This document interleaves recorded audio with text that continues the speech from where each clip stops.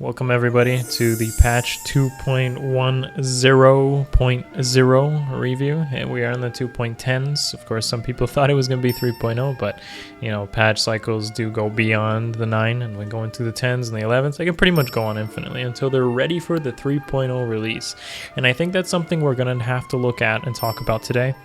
We're going to go into the details of this patch and what sort of things it does bring. There are some positives, and there's some things we should definitely be critical about the future of fan. What's in general the kind of mentality that Intelligent Systems has done recently. So anyways, those of you that are on Twitch, of course, you can feel free to say hello to the guys on YouTube, say something in chat. And if you are, of course, on YouTube, you can feel free to join the community and, you know, leave a comment below saying hello to them, or you can join the Discord and everybody can talk about what you think about this update or anything about FA. Even if you maybe haven't been playing FA as much, it's nice to see some old faces. So anyways, let's begin. Let's talk about the update.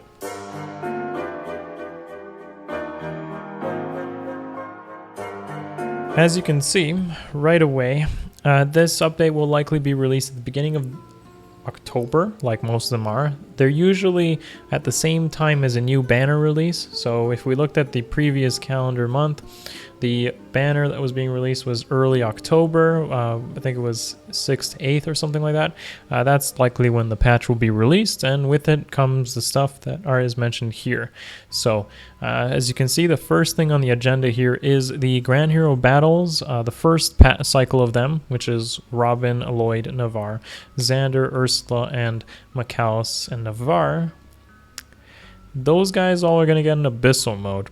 And honestly, I thought that would be pretty obvious because it seems like they kind of implemented it with the Legendary Hero battles, so why not give it to the Grand Hero battle units as well? I don't think there's much like development time in this, honestly. It's the same units, maybe like, I don't even think they add a unit actually. They just give them seals, inflated stats, refined weapons, and call it a day, right? So this is kind of cool. I'm going to say that it's kind of like infinite content, or just content that doesn't require to do it right away. You know, I've personally completed the Grand Hero Battle Elite quests and the Elite 2 quests. Elite 2 is more of a disappointment, but Elite 1 was a lot of fun. I even have some videos on the YouTube, of course, completing it with some really wonky setups, but it was a lot of fun. It was quite a challenge in some cases. So I'm thankful that there is more content to do, and it's not content that's done in 5 minutes. So I'm thankful for that, and hopefully this also means that the other batches of Grand Hero Battle will also get this sort of stuff. And yes, it does require out-of-the-box thinking. You generally can't like free-to-play complete it. And it should be a lot of fun. I'm going to challenge myself as well with some weird team comps, or you know, whatever I might have to do them. You know, I think the most notable ones here that will be really difficult will likely be something like Narcian. He always had you needed like a really specific team comp to beat him. Flyers was good there, so if you don't have like Flyers, it's kind of hard to get through the choke point, or you need to use good AI manipulation to make sure they all get congested there. Robin's kind of same deal. Everything's so crowded and there's a lot of choke points.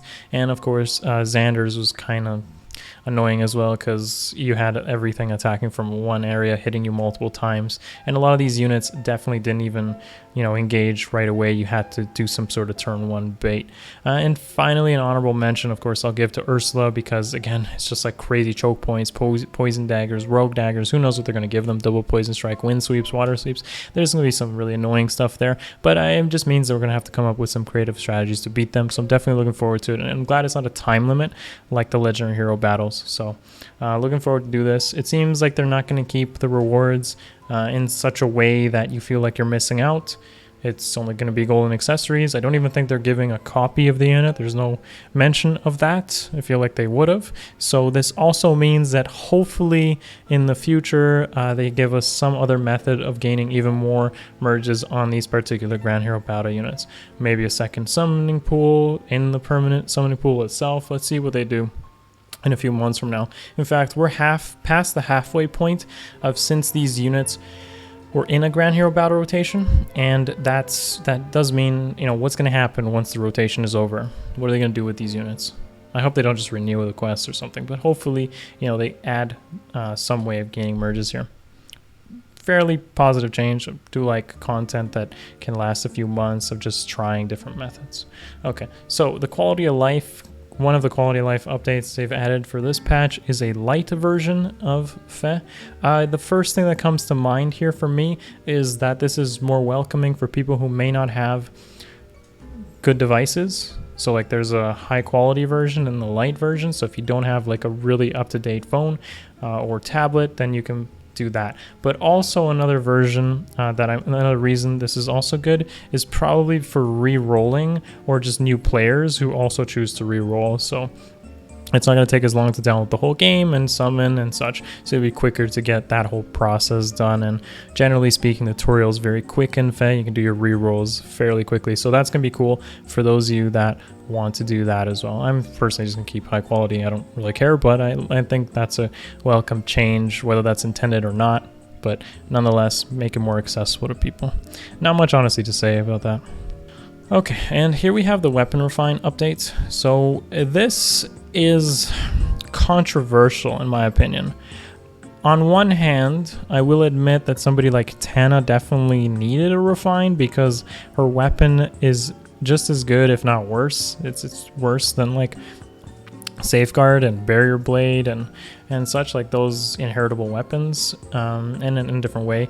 But what's odd to me isn't the fact that she does need to refine because there's other weapons comparable to her, and an Innis is the same kind of idea. Like it's just an owl tome, you don't even get stats out of it. So owl bow, even though it's unique, you know, these are just kind of like, these units kind of need a little bit of a boost compared to what we have available now.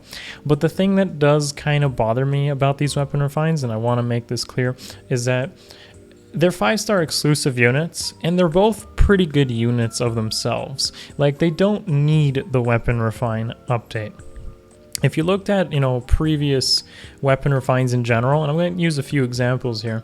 Nephany, good unit, didn't really need a weapon refine.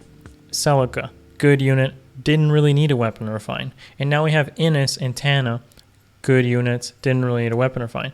All of these that have these units that have in common is that they're popular units.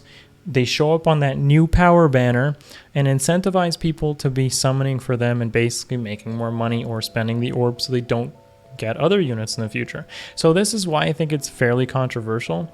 What I would prefer is honestly that they just released a lot more units that get weapon refines at once. Just look at the time when we had Roy, Lilina, you know, like Fur, Carol, when you had like 6 or 7, 5 weapon refines at once. To me, this seems a little bit lazy and a little bit like a, you know, just a way to get people to spend more money or spend more orbs, and I'm kind of disappointed. I just feel there should be a lot more out of this. And even for new players, like they're not going to have these units and they don't want to summon for this, so the availability of this weapon refine update generally just comes down to Lon'qu, and Lon'qu's good. That's what I like to see. I like to see a new unit get revitalized.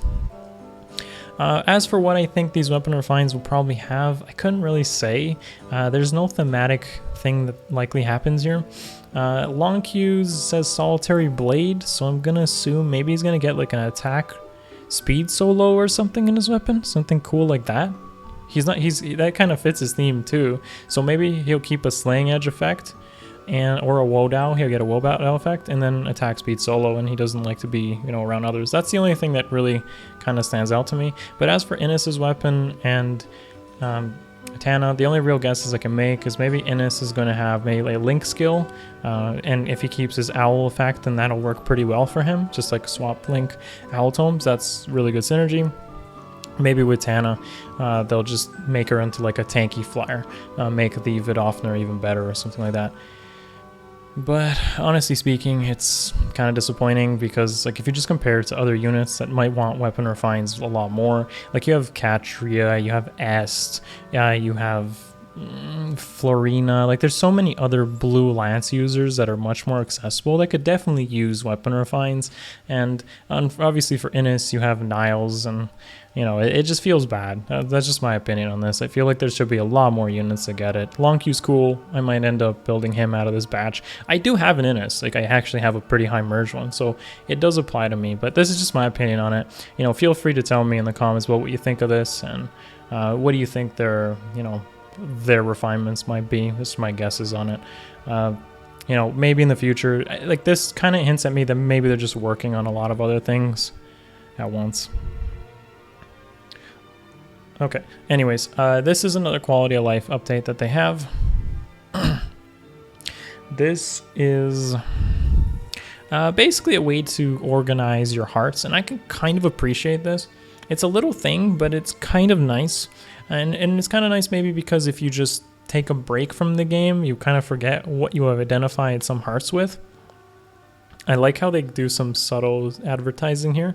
GBA, GC, Wii, DS, 3DS, Switch, or maybe they're identifying what game they come from.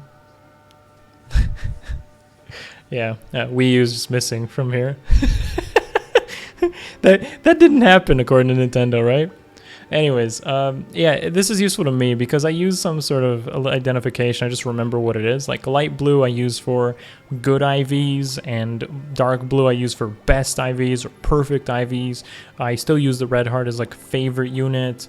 And then I use like yellows for Grand Hero Battle or Tempest Trials, limited units. Like these are my way of identifying. So I guess I just put like a letter, just a name there to just kind of remind myself exactly what the heart was for. Small change, but you know, it's kind of nice as somebody who just likes to keep things organized. And honestly, that's it. That's our update for 2.10, guys. That's it.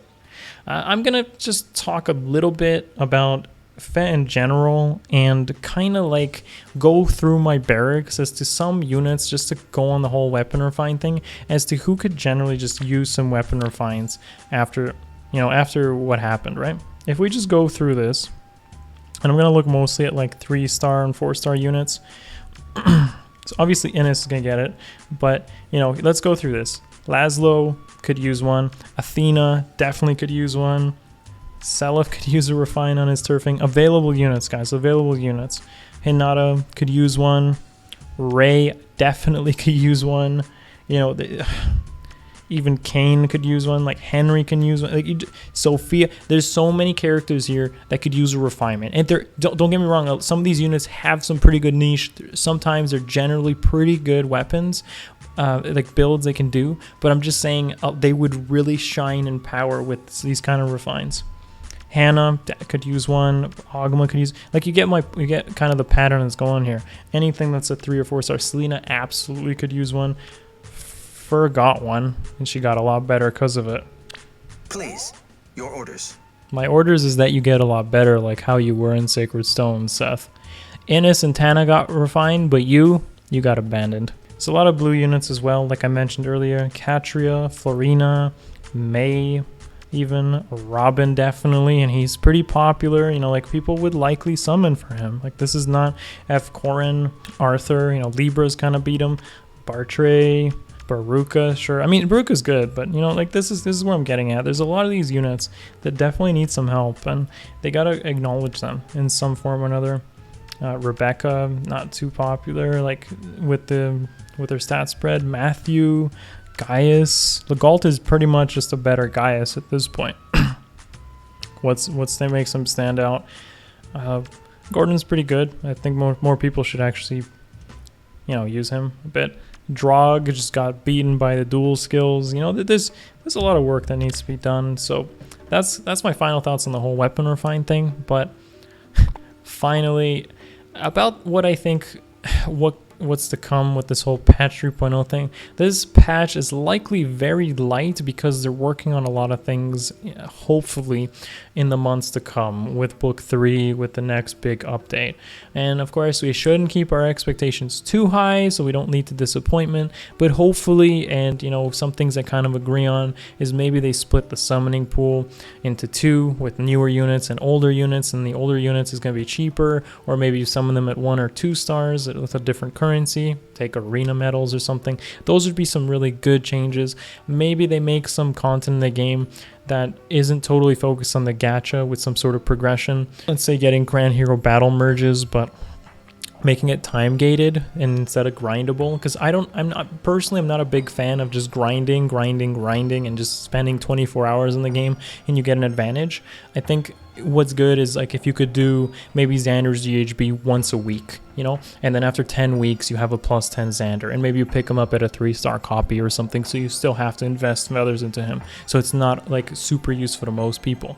Plus you'd also get consistent fodder that way, you know, if you ended up with like, let's say female Robin, for instance, blue tone breaker, or Gronwolf, you know, getting a 3-star copy like every week is a good way to not have to rely on the gacha. The fodder itself isn't that oppressive, you know. These are the kind of things that would be really welcome, and just could give me a thumbs up from the community, you know, like these are the kind of things I want to see. But that's really all I can think of right now. There's plenty of other things they could do, but generally this is how I feel about it. It seems like the month to come we're gonna just be doing Tempest Trials again, voting Gauntlet, Grand Conquest, Forging Bonds, and probably 3 more banners full of seasonals, Halloween units, and you get the drift, right? So hopefully in a month we can all be happy together. All right, thanks for watching, guys. If you liked the vid, you know, give it a thumbs up and subscribe to the channel if you haven't already. Thank you so much. Tell me in the comments, you know, what you expect from the refinements, or what units you want to see refinements from. If you want to discuss more things, maybe on gameplay aspects or whatever you want to look forward to in book 3, feel free to join the Discord as well. So thank you so much, guys. I'll see you in the next video. Peace.